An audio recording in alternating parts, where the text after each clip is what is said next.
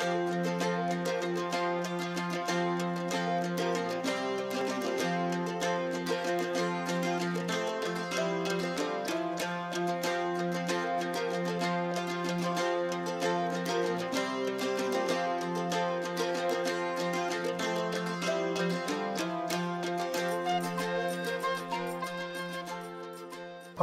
welcome to Tales from the Camper. I'm Jason. Hi, I'm Susie.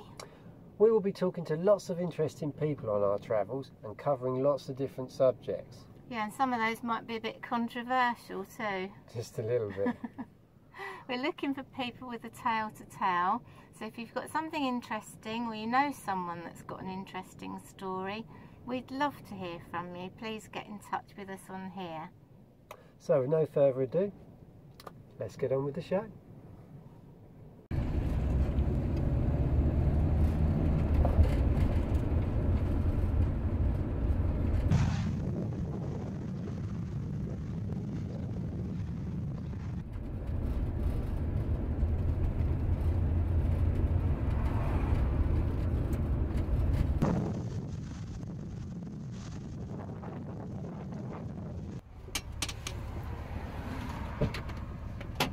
Oh yeah, how you doing? All right, come in, come in.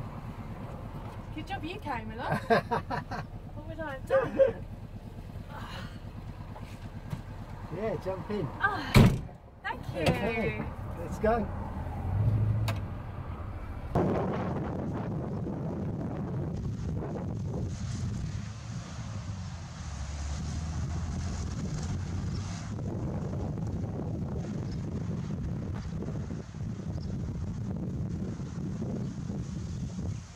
Welcome Kerry to our camper.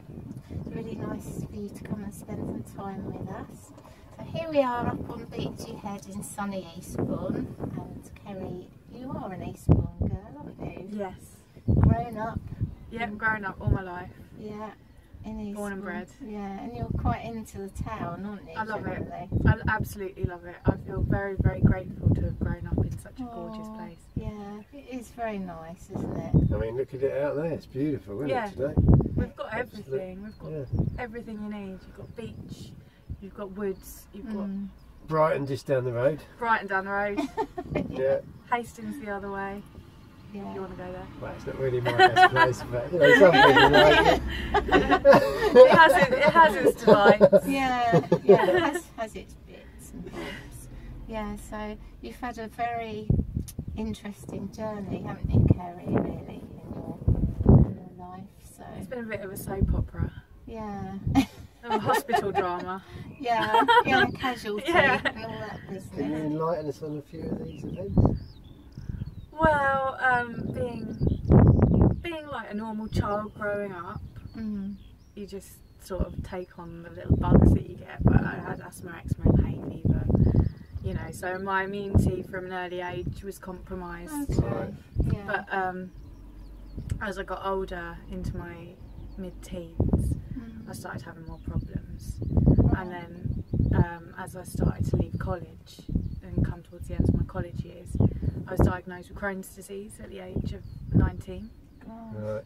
And I became very, very ill at that age. Yeah, quite quickly.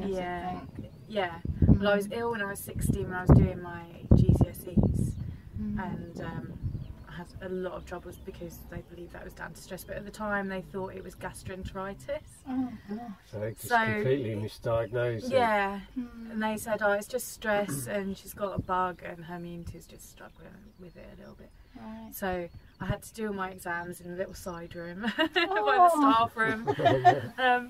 But I got through that, and then did college, and college was fine, and did lots of performing arts at college. So that was my outlet, just to get out and perform and be someone else from who I was. Yeah. And I was going to go off to drama school, and it was all fine, and then I got so ill at 18, and it took about 18 months to diagnose the Crohn's disease. Right. And then I was in and out of hospital for years, and actually that's when I met your parents. Oh, that was really strange, wasn't it? Yeah, I mean, I knew nothing of that. Yeah, because your dad was my parents' postman. That's right, my dad, local legend. Ah. He helped out everyone, and so he was a very well liked postman, and so your parents got on really well with him, and they were like, oh, your daughter's ill, right, we're gonna go and see her. And I just had all my colon removed in 2007, and they made the effort to come and see me, which was really lovely. That's nice, isn't it? It was the nicest thing. I'd never met them, yeah, but amazing. obviously my dad had made a bit of an impact, telling the whole world what was going on with me. They probably felt like they knew you because they'd heard so much about you, I should imagine. My dad does like to go around and tell everyone what's happening with me. I think it's cathartic for him to sort of get it out of his system that way. Because, well, it must be quite traumatic for your parents. You know, as well as you, obviously. Because you just want your kids to be healthy, don't you? And protect them as best you can. So, and you know, that was a big deal, just having my colon removed. But then following that, a few years later in 2010, then I got obstructions, and then where I'd had the colon removed, the obstruction caused like anastomosis, where the colon and the bowel have been stitched back together internally. It caused it to blow apart. Oh, no. So my bowel literally exploded in my gut, and I got sepsis instantly, and my parents were told I had 45 minutes left to live at that point. Oh, Kelly, that's terrible. It's really bad. Didn't know that. Well, this is what I mean. It's like a soap opera. You have to laugh at it because it's just ridiculous. You know, you can't. You can't actually believe when you hear it. When you say it out loud, it doesn't sound like it. I can attach it to myself. To me, but you see it happening in your mind, and I remember the pain. I remember the pop of it going, and just being in agony and not being able to move. And somehow got back on the bed, and then all these people were just round me, and I got whisked off for 8.5 hours surgery when they repaired my bowel, and then gave me an ileostomy instead. So then I had to slowly rebuild myself back up from that again. So you must have an inner strength there to always pull yourself out of these situations. My GP, Dr. Frisbee, actually lives down there in Jevington. Did you say Dr. Frisbee? Yes. Is that why you keep bouncing back? Maybe. He always comes to see me and he gave me like a massive hug when I turned up at the doctor's.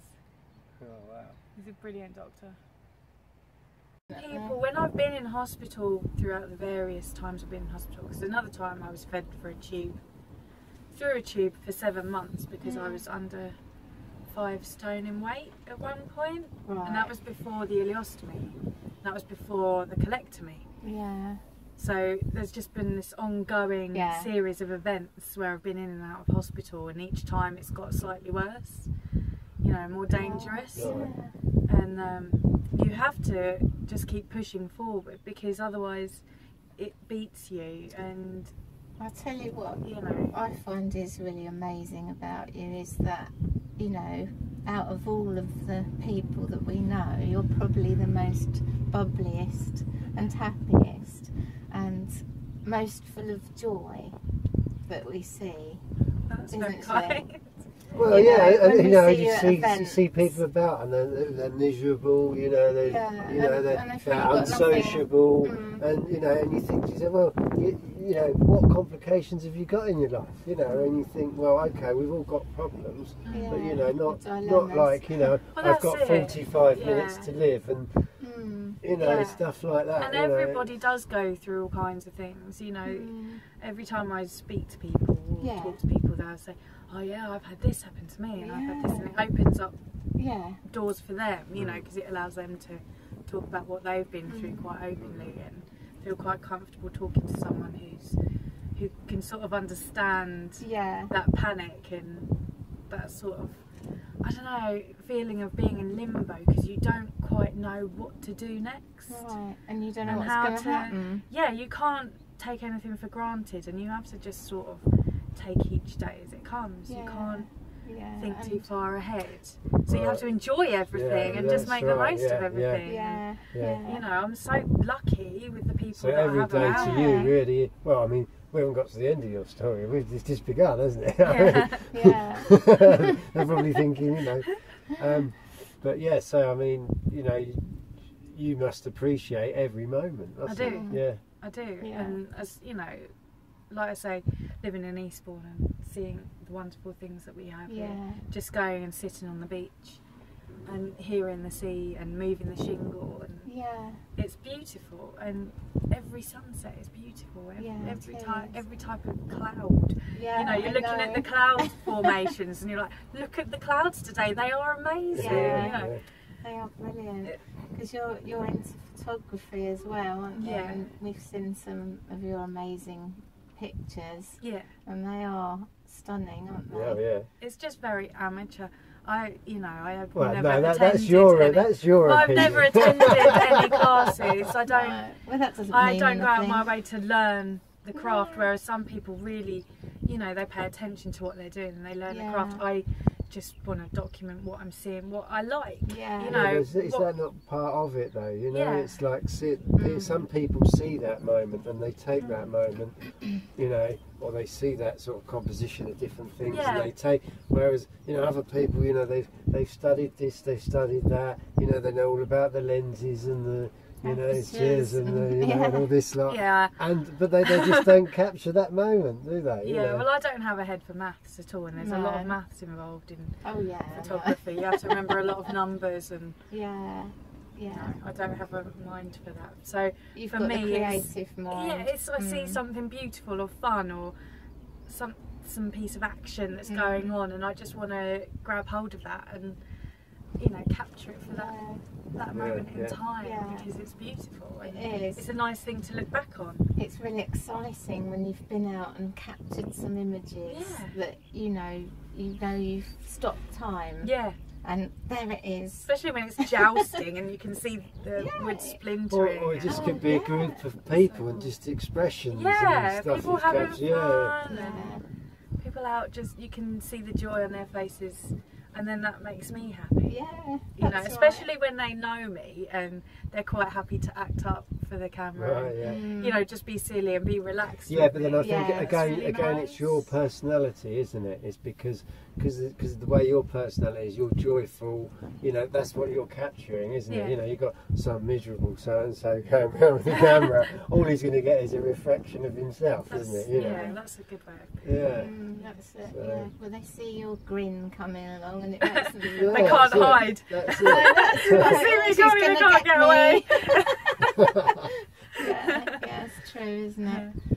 It's because you're into medieval things as well. I love it all. I love it all.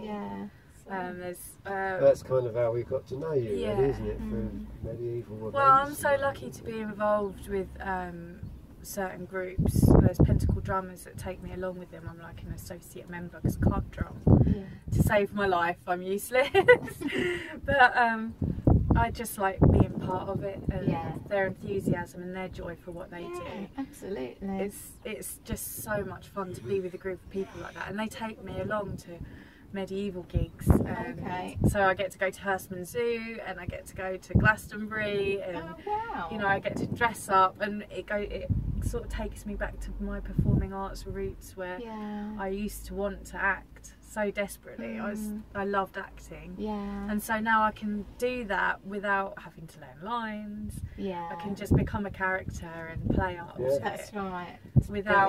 Without the pressure of having to commit to months of rehearsal and being on stage, because I can't commit to anything. No. This is all very spontaneous kind of things that we do. It's like, are you able to go?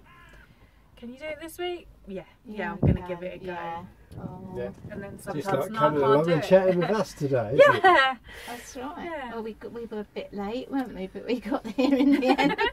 A few problems with the van, but then we couldn't do it without the van. It was meant to be. I had to win that dress. Yeah, that's right. You were bidding, weren't you, on a dress for your wedding? It was all meant to be.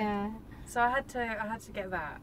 Oh, excellent. So if you hadn't been late, I probably would have missed it. Absolutely.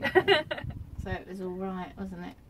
So, how did you get in with the Pentacle drummers in the beginning? Well, photography. I was taking photos on all the events, and I also got involved in Eastbourne Bonfire Society. So I get to be a pirate and walk around with fire at events. So, you know, the two kind of go hand in hand, because Pentacle will go and drum, and my fiance is a drummer with Pentacle Drummers. Okay, the lovely Dan. The lovely Dan. The beautiful Dan. Yes. He's hiding over there. He's not even hiding, it's the only place that he can sit. Hi Dan. Hello. So, how did you meet Kerry? She was taking photographs at some of the drumming gigs that I was going to, and I just sort of got to know her there. She sent me like a friend request so she could tag me in some of the photos, and sort of got looking at some of the pictures that she was taking, and I really liked the pictures, all naturey pictures and that sort of thing. Yeah, beautiful. We just sort of got talking over Facebook. Lovely. Really. Yeah. So the thing is, it must have been really hard for you over the last year. Yeah. So what was it like waiting in that place for Kerry? It was just really, it felt incredibly lonely and incredibly hard work. Yeah. Because there was just, you know, we got up in the morning, we had about half an hour for breakfast, and then we went and saw Kerry and spent the day with Kerry. Yeah. We might have gone for half an hour for lunch, and then back to seeing Kerry, and then an hour before we went to sleep at night. And so it was just, everything was just revolved around the sort of hospital bed, and it was quite stressful. Yeah. Yeah. Congratulations on your engagement. I think that was a lovely move. Well, she for you couldn't to get away. do that. No, that's So right. that was the plan. Really good plan. So when do you think you'll get married? Probably going to be sort of a couple of years, you know, enough time to sort of save up a bit of money and for her to get a bit better. Yeah, that's right. But there's no sort of solid plan, because we don't want to make it a stressful thing, you know. Oh gosh, we want to enjoy it and have fun planning it. So. Yeah, yeah. Well, we wish you lots and lots of love and lots and lots of luck. And thank you very much. You will. We got together and he joined Pentacle, and so that brought the two together. Okay, he does Eastbourne Bonfire with me sometimes, and then sometimes we go off and do Pentacle gigs instead. Yeah. So we support each other in whichever one we choose to do. And you're quite into the steampunk. And we do steampunk as well. We saw Professor Elemental in Hastings the other week, and that was amazing. Wow. That was so much fun, because I was in a wheelchair and I couldn't really do very much. So it was really, really nice just to still have that opportunity to get dressed up in almost steampunk finery, and because that's another creative element, you see. You get to create and make these hats and these outfits and buy charms and sequins and things. And it's all prettiness, isn't it, really? Yeah, well, you're into your prettiness, aren't you? We know that. And it's great. It's just... Well, we never normally see you out just dressed. Normally, this is this is strange, isn't it? It's quite strange seeing you normal. Because there's cosplay as well. We do cosplay. Oh, do you? Because there's a local convention called WinterCon.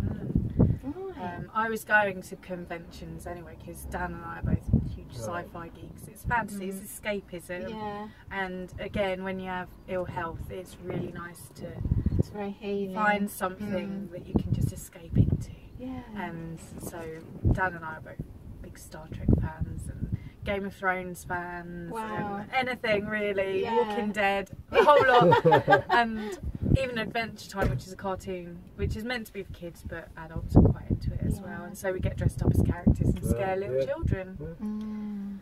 That sounds good. Dan likes making a few kids cry every now and then. That's always interesting.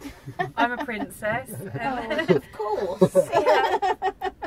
And he gets to scare people as the Ice King. That sounds brilliant. So, coming back to the health, Because you've had a real scare, haven't you, recently? How old are you, Kerry?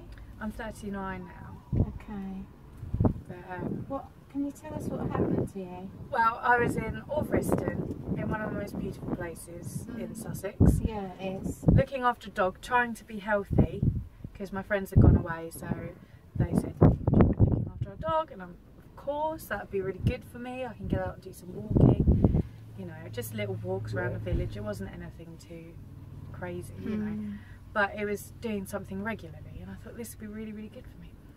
So I'm in Alfriston, looking after this beautiful little Jambe, and one night I start getting pains in my back, and I find it a struggle to breathe, feel like I've got quite a lot of acid in my chest, and this just gets worse and worse over the evening. And I say to Dan, you're going to have to phone someone, I think, because I can't cope with this anymore. And he called paramedics. Paramedics came out, and at this point I was really struggling to breathe and starting to panic quite a lot, because the pain in my back was getting ridiculous and my arm was going dead, and it wasn't fun at all. And things start going a bit hazy, you know, and then they're doing tests on me and saying, I think it's just indigestion, dear, I think you need to calm down, just take it easy, try and breathe, because you're just having a panic attack. You know, it's a little bit of indigestion or wind. I said, I've had wind, I've got Crohn's disease, I know what wind feels like. This is not wind. No. This is real pain. And then she did it again, and she said, oh no, the machine wasn't working correctly, it had reset itself. It turns out you are having a bit of trouble with your heart, so we're just going to get the paramedics to take you off to hospital. She said, I must apologise, it was the machine, read it wrong, and yes, you are having a heart attack. So then I got whisked off to Brighton, flatlined in the ambulance. I remember being shocked back. I remember feeling the burning on my chest here. Horrible. Yeah, it was bizarre, because I don't remember immediately before the burning. All I remember is Dan in the back of the ambulance going, keep breathing, Kerry, keep breathing. He was fantastic, he was there the whole time, and he didn't leave me. And yeah, just all of a sudden there's this burning pain in my chest, and I'm just like, have you just shocked me back? Have you just shocked me back to life? And they're like, yeah. Oh wow. And apparently after that I don't remember a hell of a lot. I remember being taken out of the ambulance and into the hospital, and I remember seeing my sister and my niece, and my best friends Julia and Ben. I don't remember an awful lot about what happened after that point, but according to everyone else I was put into an induced coma, and then they spent hours removing a blood clot, and it was a blood clot that had caused the heart attack. So it wasn't even anything I'd done personally. I haven't really got any reason. Just one of those things. It's just one of these strange random things, just like, it's not related to anything else in your health. They don't, I mean, they can't say definitely that it's not anything to do with that, but they can't say that it definitely is. I was on the pill, so it could have some relation to that. That's daily. Oh right, That's daily. There you go. Is it the same ones every day, or is there ones that you have some Pretty days? much. Sometimes the warfarin changes. Right. But yeah, so, and that's not including your injections and See, I had those last night, so other they need stuff. to be put back in. But, yeah, this doesn't include the methotrexate injections or B12 injections or things like that. So this is high and over, and I've been coming here since I was a tiny little girl with my family, with my mum, my granddad and my sister, and we always just used to come and go on lovely nature walks and spot all the local Sussex butterflies. And Alfriston is where I was when I had my heart attack. So it's all very local, and the whole area has such meaning for me. Just growing up around here, really. It's beautiful.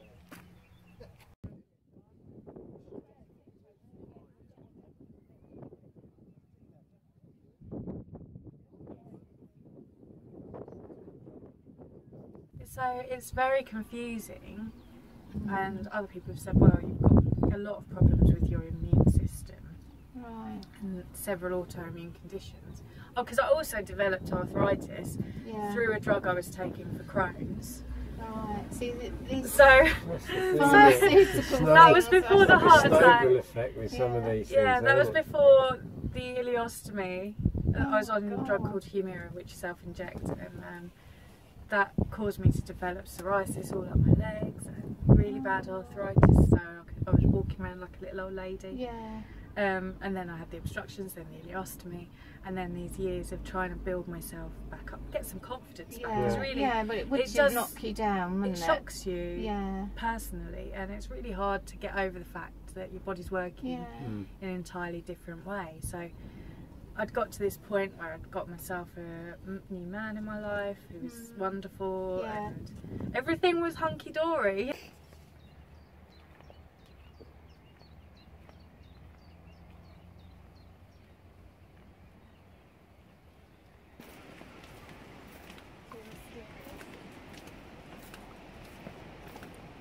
There wasn't anything bad going on. No. I wasn't feeling particularly stressed out in any way. I had so many good things. Bonfire, cosplay, a man that loved me, you know, my family that are so supportive. Yeah. And in a beautiful environment, looking after someone's dog. And getting this opportunity to do that as well. I know, you know, and stay in Alfriston, which is one of my most favourite places. It's almost like someone's going, no, you're having far too much it's fun. It's every single time I have fun, or, you know, I start relaxing or becoming a bit complacent, something happens. But then, also, on the flip side of it, my body starts to fight it. Yeah, you must be incredibly strong. So I managed to build myself up. You made quite an amazing recovery out of that as well, didn't you? Yeah, apparently.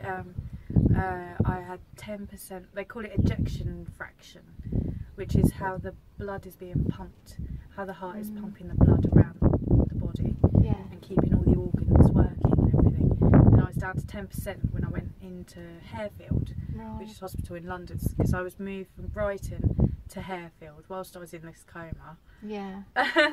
Woke up in Harefield and I had a balloon pump attached to my leg, which was pumping my heart.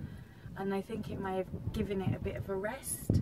Because after a month of laying on my back and not moving my leg, because I had to keep my leg rigid in front of me, because if you moved it, it moved its position on the heart. So I could only lay at about that angle. It was about a 30 degrees angle. So I've even got a little bald patch on the back of my head now, where I had to have my hair in pigtails and just get my head flat. And yeah, after a while they put me on all these different drugs, all these different heart drugs, slowly built them up over time whilst I was in there. And they had to move the balloon pump after a month of it being in. So they tried putting it in under my clavicle. I've got a really nice scar there now. Because that didn't actually work. I was meant to go in for 2.5 hours and it turned into a 7-hour operation. And poor Dan was sitting outside going, what's going on? What's going on? You know, worrying. Because my mum and Dan, they were with me the whole time I was up there. They didn't leave me at all. Everyone was incredibly scared. Apparently, when I was having the operation to remove the blood clot, I flatlined twice again. So in all, I died about 3 times during this whole heart debacle. But after all of that business, we moved the balloon pump to see whether it would work in a different position. They couldn't get it in, but they discovered at that point that even though my arteries had narrowed so much they couldn't put the balloon pump in, the ejection fraction had gone from 10% to I think it was about 35% at that point. And then they were amazed. They were absolutely amazed, because it was unheard of. It does, I mean, it does happen every now and then, but not to that degree. No. And it is quite rare. Yeah. Generally, I was looking at transplant. Rare, aren't you? Yeah, they were looking at transplant. I was told I was on the heart transplant didn't you get ready? Didn't they? I saw things come up saying about you. They were getting you ready for a transplant, and then they didn't go ahead with it and stuff. 3 times.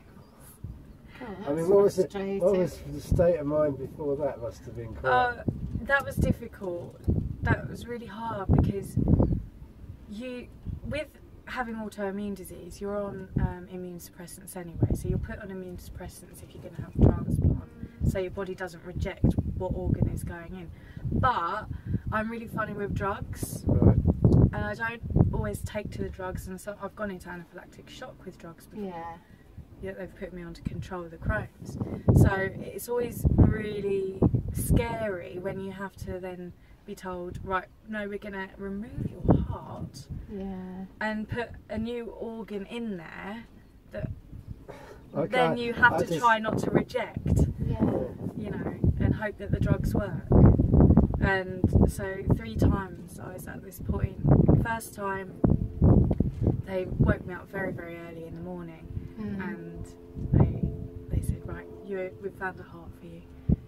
We'll come back to you in a few hours. We've got to do all the tests. We've got to do all the checks. So Dan wasn't with me. This was in the middle of the night. So I was all on my own at this point. And Dan and Mum were in the sort of lodging apartment that they put relatives in. And I was like, please, can you ring Dan? Please, can you just tell Dan and my mum they need to know what's going on? Because if this happens, I need to see them.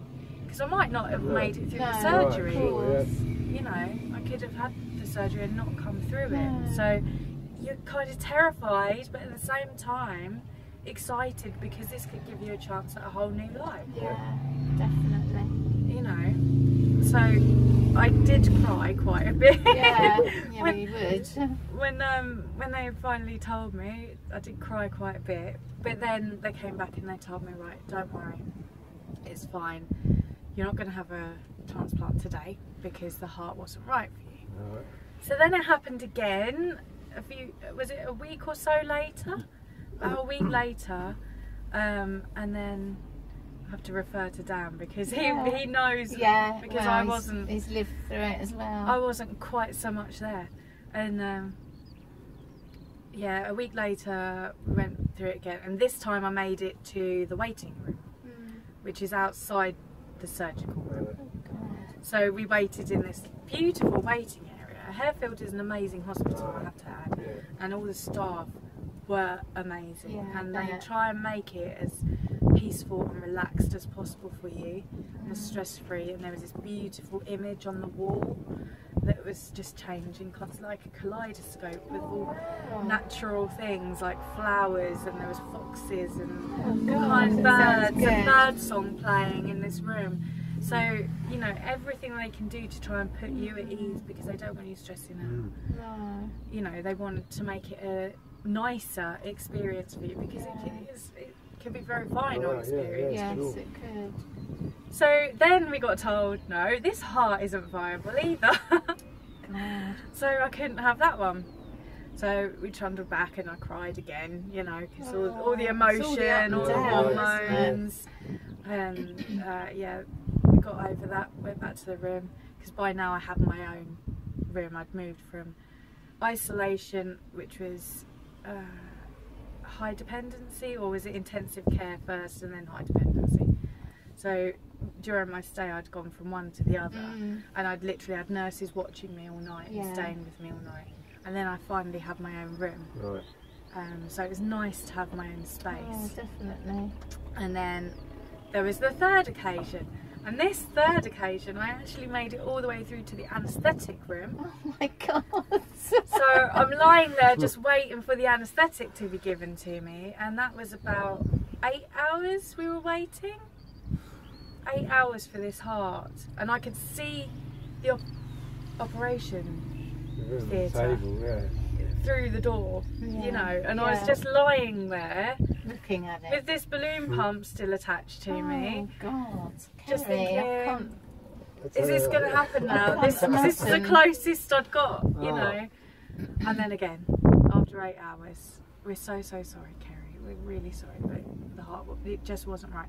And it's good on their part, because they don't want to give you something that might fail, or might have some kind of defect in it. So you can go through all the waiting, and at this point I was kind of like, I didn't think it was going to happen because I've been waiting so long. So 3 times, 3 is the magic number, every single time. You know. And went back to the room, and then again we tried to move the balloon pump. That's when they decided my heart was working better. And they thought, right, we'll just see how she goes without a balloon pump. So they just took it away. And I went back to the little room that I had, and my heart managed to function, and it managed to keep going. That's exciting. And although at this point, I think, well, by the time I left, it had got up to 41%, which was quite amazing. A normal heart ejection fraction is about 60 to 70%. Right. And mine now works at 41%. Okay. So I've managed to keep myself going, and they were calling me a miracle girl. They said you are. none of the staff could really understand how this had happened. From such dire circumstances to needing a transplant, to then being able to make my body work on its own, you know, and feed all my organs and make sure the blood was pumping around properly, and so everything was functioning okay. And currently I'm at a point where my blood pressure is incredibly low, so much so that I am an official vampire, because they try and do a blood pressure test on me and it reads error. It doesn't actually. How did you get here? This is what we like to see. This is one of the things that makes it a good place to come up here. The air is really healthy, and you can tell because of the way all the lichen is covering this bush. It's absolutely covered with moss and lichen. So good at healthy air.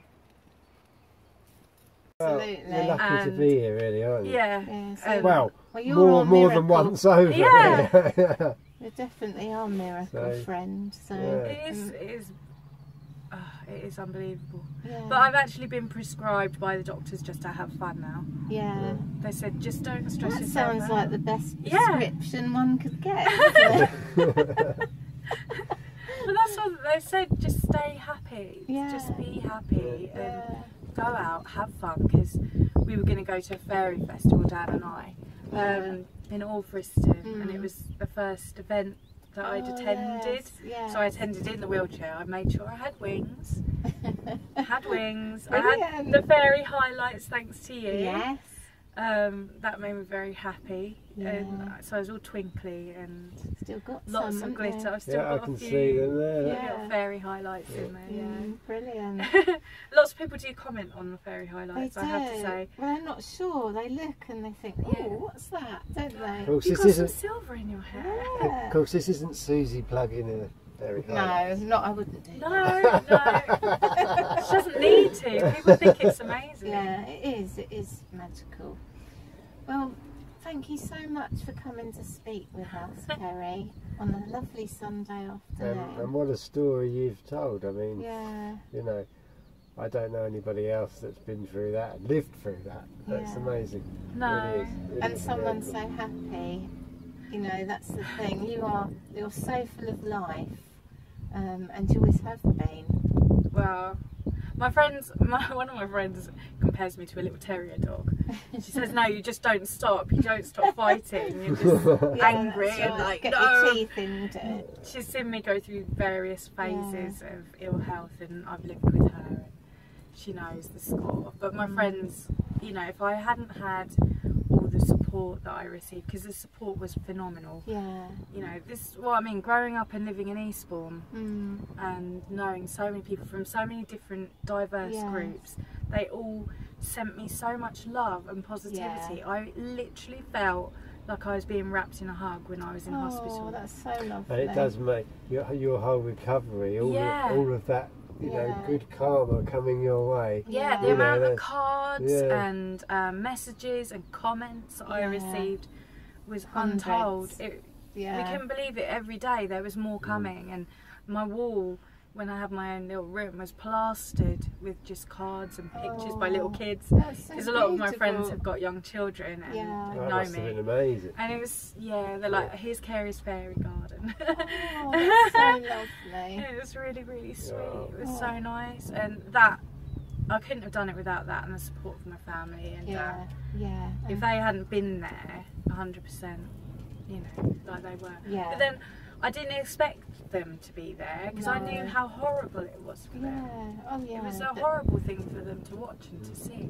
So I felt nervous and worried for them because I was thinking they're using all their energy on me and they need to look after themselves. Well, they love you. That's the answer. Love's the answer, isn't it? When you were in hospital, you had an amazing thing happen to you as well, didn't you? Your lovely man. Oh, yes. How did that go? Yes. I got a lovely little ring on my finger. Oh, wow. And he made all the nurses cry. And he turned up and proposed whilst I was laying there like a slug in the bed, unable to move. And it was just, he'd been so amazing. And just, I thought, how could I ever let anyone like that go? There's no way I could say no, just wait until things are better. Because, I mean, not that it was a snap decision because of the situation, it was just his reaction to my situation and how, what a stalwart he'd been, you know, he'd just been there 100% for me. And so I couldn't say anything but yes, and you know. Had you cornered? He did. Really? He did. He used the situation to his advantage. Good man. Anyway, Why anyone would want to do that, I don't know. But, But I found as well, this is an amazing ring as well. He got it from a little shop in Harefield. And there's a little ruby just inside the band. Really? Just hidden, and I thought it was a little dent, but that's actually a little ruby. I got it checked out. Gosh, Oh, that's wow. really special. I thought it was a little garnet or something. But can you just see I it? Just can see catches it. on the Yeah, light. just see that, That's stunning, isn't it? And it's called a little peekaboo. Oh wow, Peekaboo it's beautiful. jewel. Well, So I'm a very lucky congratulations girl. to you both, and we wish you a lot of happiness Thank you. and a And lot stay of love. healthy. Yeah. A lot of love. I'm just going to keep eating chocolate. I think chocolate's the cure. I think it's It's the healer of all. Well, anyway, we've had a great chat with Kerry. It's been great fun. Had a lovely day. And we will see you guys next time. Take care. Bye.